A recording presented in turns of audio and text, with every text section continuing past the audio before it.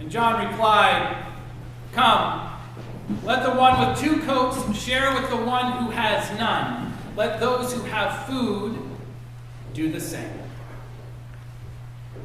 Let the one who has 2 coats share with the one who has none.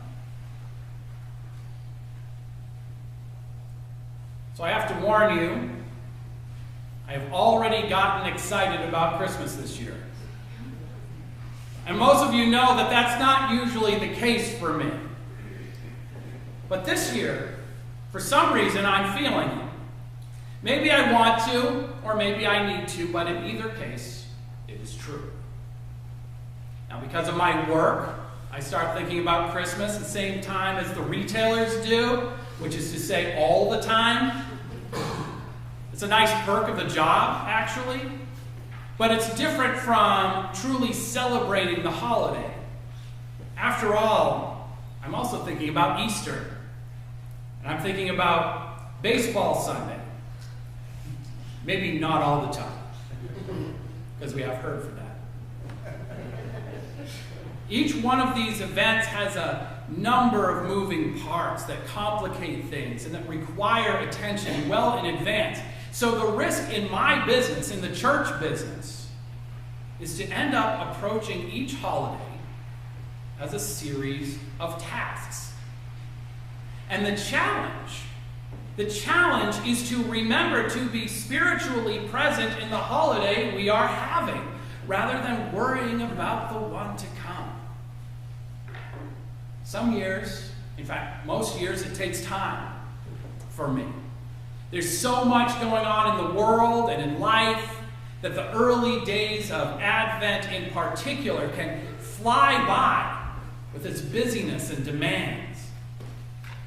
But this year I find that I am into Advent and Christmas in a big way. This year I am starting early on things that last year I started on very late. The Advent wreath is out and on the dining room table, and our Christmas tree is up at the parsonage. This may be a record early date for the tree. And we went to the Festival of Trees down in Elbank yesterday. And then last night here at church, during the decorating party, I found myself enjoying myself. And I went home and I watched the second half of the Great British Bake Off Christmas special, which is on Netflix. You should really take a look. I am buying stocking stuffers. I am listening to Bing Crosby, and I don't even like Bing Crosby. And I'm listening to the Mormon Tabernacle Choir. I'm plugging in our Moravian Star. Advent just began today, and I am already at the party. But I must not have been feeling that way when I picked the readings. For as I went about my holiday task this week, I would still get pulled back a bit by those words from John the Baptist for today. "You pack of snakes," our translation says. "You brood of vipers," is how the more traditional translations put it. "Who warned you to escape the wrath to come. Produce good fruit," he says, "as a sign of your repentance." Now, of course, I didn't really choose this reading on my own. We know that it's a traditional one for this season. The Christmas story in Luke starts with the story of John's own mysterious birth. And then John's life overlaps with that of his cousin Jesus, and then he dies, John does, in the first film of the series, like Obi-Wan Kenobi, or Boromir from The Lord of the Rings, or really anyone Sean Bean has ever played.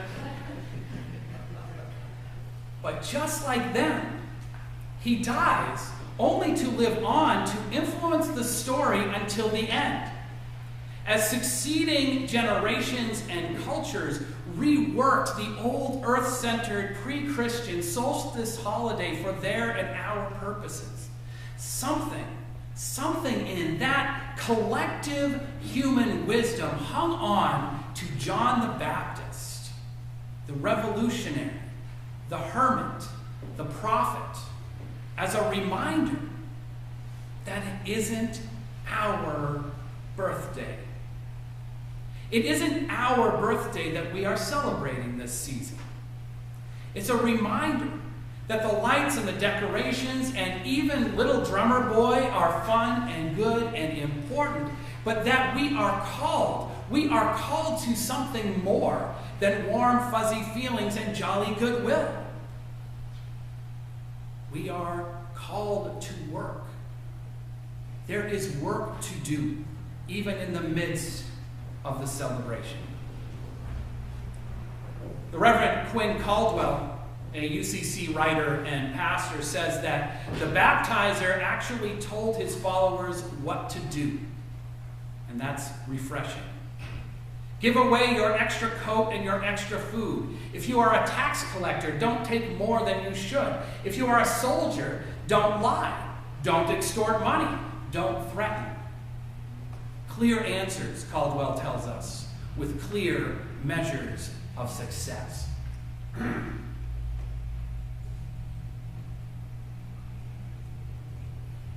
Now, of course, we have done our best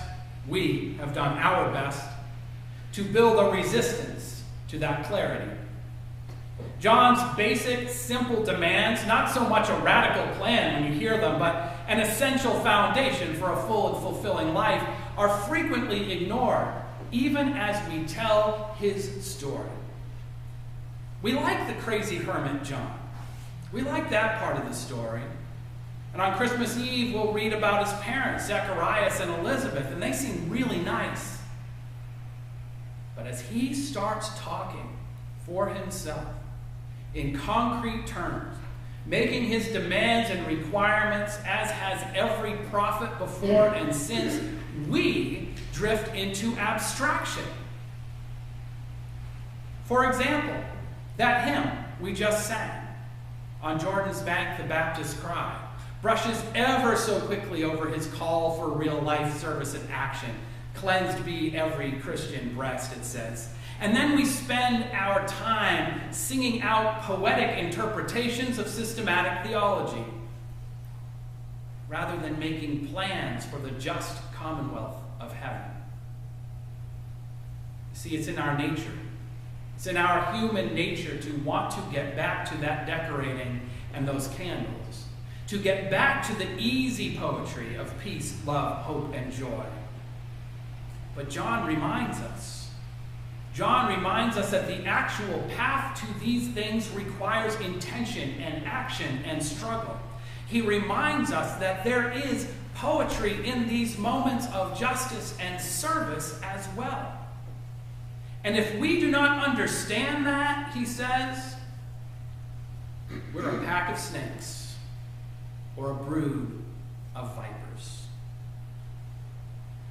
Our readings this Advent that you just heard, as they do every Advent, reflect this tension between the inherent joy of the season, the deep human need to find comfort in the long, cold nights of our lives, and the need to work to reach out in love, to bring hope and peace to the world, this season and every season. So as we gather together for communion in our great diversity of faiths, of hopes, needs, and dreams, here in the decorated sanctuary of Eliot Church, let us take a moment in silence to hear the call from Jordan's Bank, recognizing the need to heal as we are healed and to love as we are loved.